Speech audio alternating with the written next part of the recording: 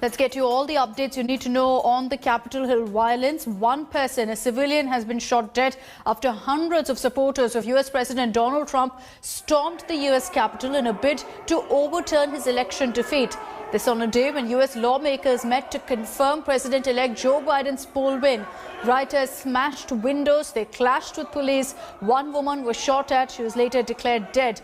It's unclear who really shot the woman, but a witness said that the shooting occurred after law enforcement authorities urged people to move back. In dramatic scenes, demonstrators swarmed the building as Congress members were immediately escorted out by the police. This comes after Trump also addressed thousands of supporters at a Save America march in Washington, saying that he won the election and will not take it anymore. He later changed his stance, calling for peace after widespread criticism and accusations that he instigated this mob.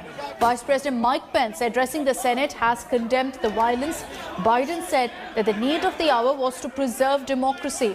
This comes after Democrats won the 2 Senate seats in Georgia, and that tipped control of the Senate their way. US lawmakers have currently resumed the session, and it's expected that they'll be certifying Biden's victory anytime now. Get her down.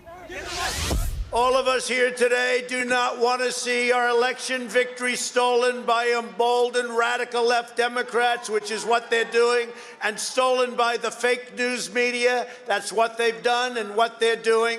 We will never give up. We will never concede. It doesn't happen. You don't concede when there's theft. Our country has had enough. We will not take it anymore, and that's what this is all about. I know your pain. I know you're hurt. We had an election that was stolen from us. It was a landslide election, and everyone knows it, especially the other side. But you have to go home now. We have to have peace. We have to have law and order. We have to respect our great people in law and order. We don't want anybody hurt. It's a very tough period of time. There's never been a time like this where such a thing happened, where they could take it away from all of us, from me, from you, from our country.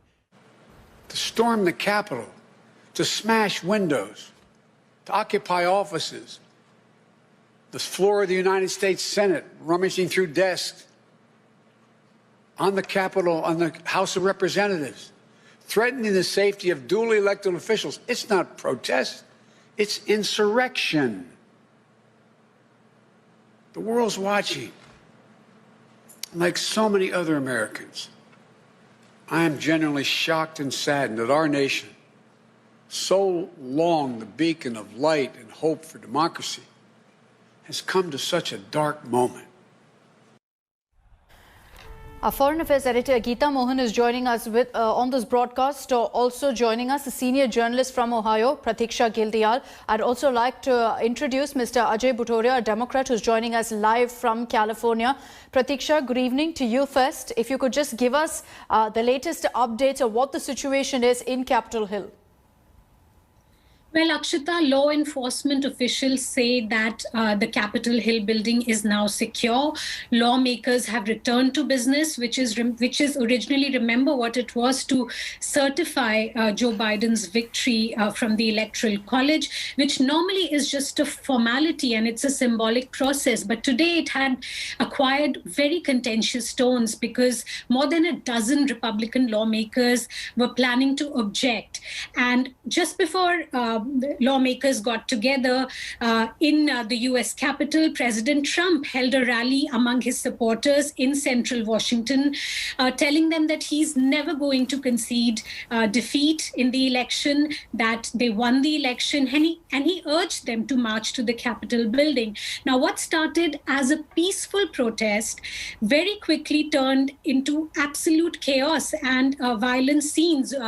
What I can see on US media are absolutely shocking scenes of protesters banging at the doors of the US Capitol building where lawmakers are trapped inside, lawmakers, lying flat on the ground to protect themselves because security officials told them to do so, people smashing windows, running amok inside the building, including the Senate floor. They rummaged through the offices of lawmakers, including the Speaker of the House, Nancy Pelosi, really really, really unprecedented scenes. And many journalists and many analysts are saying they have not seen anything like this in modern US history. What's very clear, and Geeta, I'd like to bring you in on this. What's very clear, Geeta, from the kind of visuals that we see is that all of this violence was pre-planned. Yes, it started off as a peaceful march, but you look at how some of these protesters were armed. They had a clear intent to create violence and to create unrest. Well, absolutely. Like Pratiksha said, that this is unprecedented. The scenes were unprecedented. And Akshita, we were speaking to Sarah Fisher earlier, who said that there is only that much difference between URL and IRL for anything that is on social media and on websites to turn into reality. This is in real life. There is a major security lapse that one can see, one can witness, given that there was enough chatter on social media, on websites, on the video feeds that came from Trump protesters of what they're planning on doing. Enough instigation from the Republican leadership, President Donald Trump himself, where he's been talking about election fraud, illegality, unconstitutionality, and the need to stop the process. This even as senators were inside the Capitol building. So not just a lapse in security, the breach in security of Capitol building is certainly going to be investigated as to where did that lapse really come about. Conversations already underway on whether if the sitting president, the outgoing president, should be impeached or not.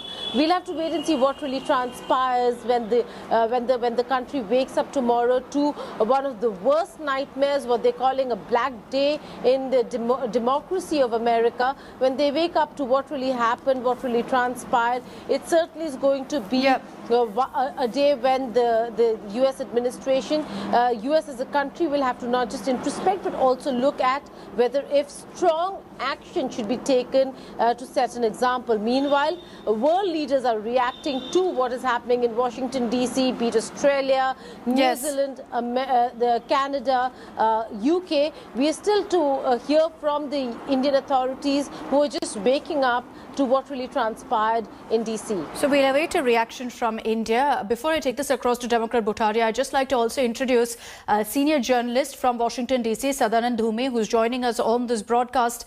Sadanand, how did it come to this? You know, there were a lot of murmurs about violence since November after the election. How did it come to this, where the very symbol of democracy was attacked in such a manner?